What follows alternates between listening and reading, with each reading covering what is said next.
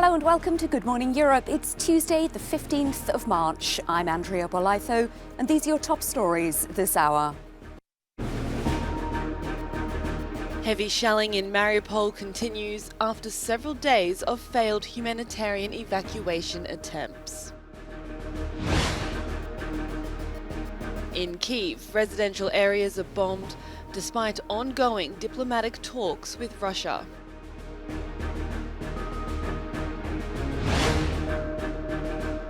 With soaring prices of key staple crops, the war in Ukraine threatens supplies.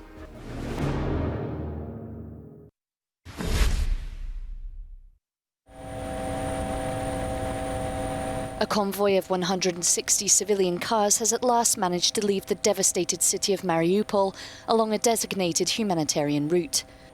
After several days of failed attempts to deliver supplies and provide safe passage out for trapped civilians, the convoy is headed for the city of Zaporizhia.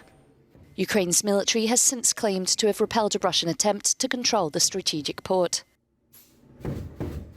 Russia's relentless bombardment of Ukraine's major cities has forced nearly 3 million people to flee the country. The Red Cross is describing conditions for those left behind as nothing short of a nightmare.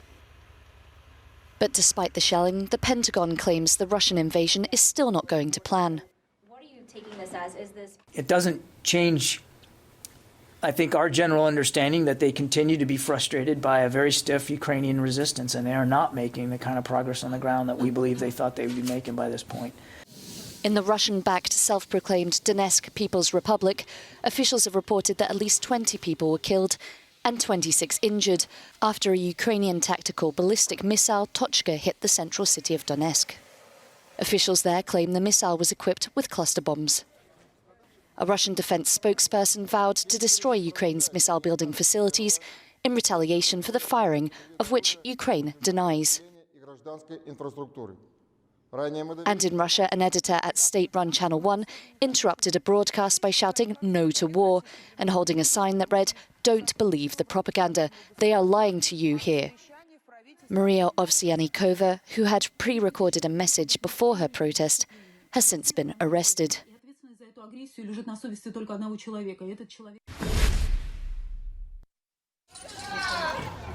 We can't relax for a moment.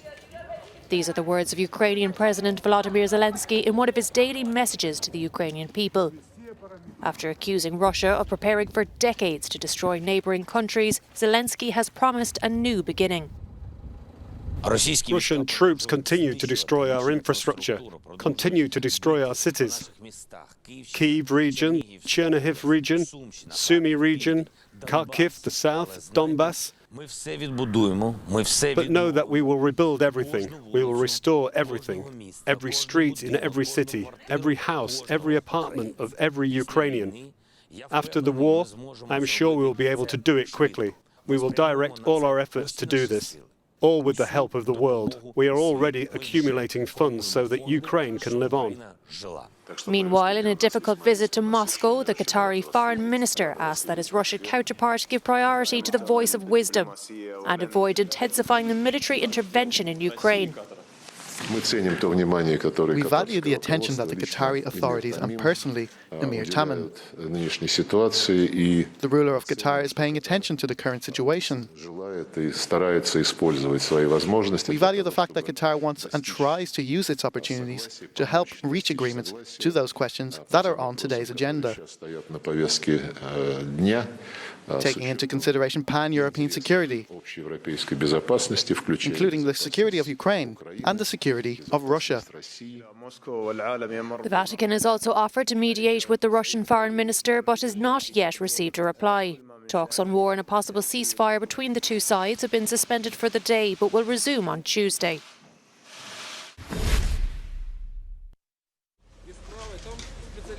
Russia is keeping up its bombardment of Ukrainian cities. This was an apartment block in Kyiv after missiles slammed into it on Monday. Both sides are keeping a fragile diplomatic path open with talks that were interrupted yesterday, reportedly for a technical problem. They are set to resume today.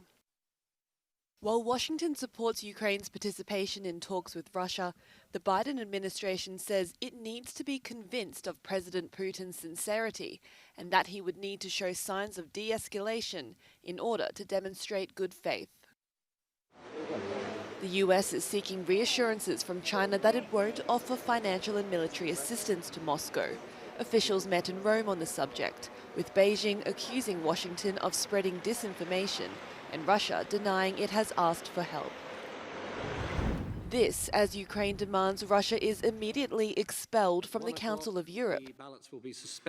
During a visit to North Macedonia, EU Foreign Policy Chief Josep Borrell denounced the barbaric aggression of Russia against the people of Ukraine. The Russian armed forces continue to carry an air missile and artillery strikes targeting civilians, peaceful neighbors, exhausting food reserves, hospitals and schools. No member state has ever been expelled from the Council, which was created in 1949. Both Russia and Ukraine are members. US and Chinese delegations are leaving the walled-off Astoria Hotel in Rome after a meeting on the war in Ukraine. Russia and Ukraine have launched a simultaneous fresh round of talks in an effort to end the conflict, despite deadly airstrikes in the capital Kyiv and an eastern pro-Moscow separatist region.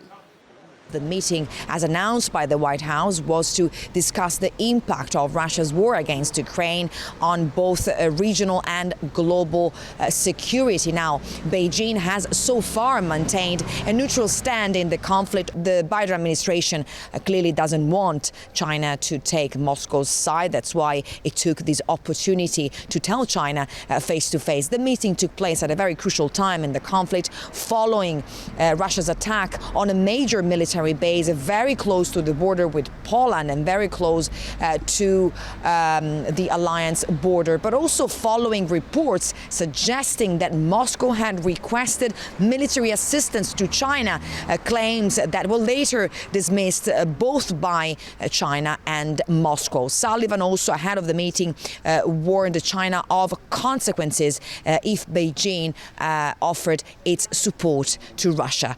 Giorgio Orlandi, Euronews in Rome. The British Prime Minister Boris Johnson is holding a series of meetings with Nordic and Baltic leaders today, members of the Joint Expeditionary Force, or JEF, as they seek to bolster European resilience after Russia's invasion of Ukraine.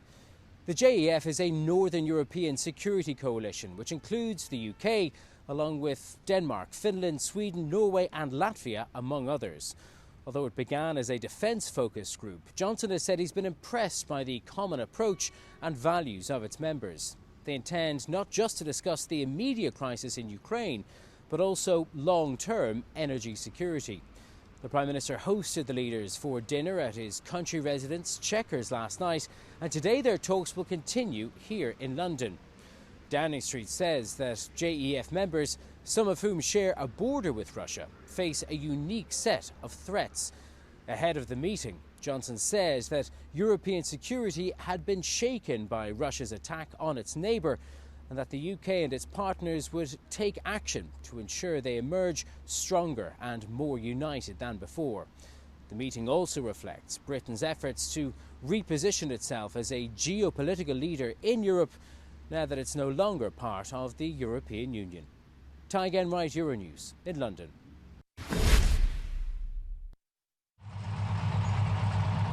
The world is facing a potential food crisis, with soaring prices and millions in danger of severe hunger as the war in Ukraine threatens supplies of key staple crops.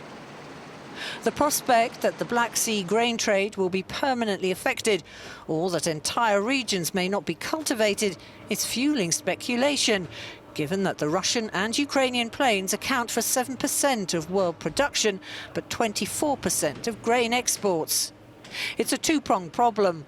Ukraine may not be able to gather in the harvest, and Russia is under sanctions. Food, fuel, and fertilizer prices are skyrocketing. Supply chains are being disrupted, and the costs and delays of transportation of imported goods, when available, are at record levels. And all of this is hitting the poorest, the hardest, and planting the seeds for political instability and unrest around the globe. And that unrest is already happening. In Sudan, thousands protested in the capital and several other cities against a rapid deterioration in living conditions, including a sharp rise in the price of bread.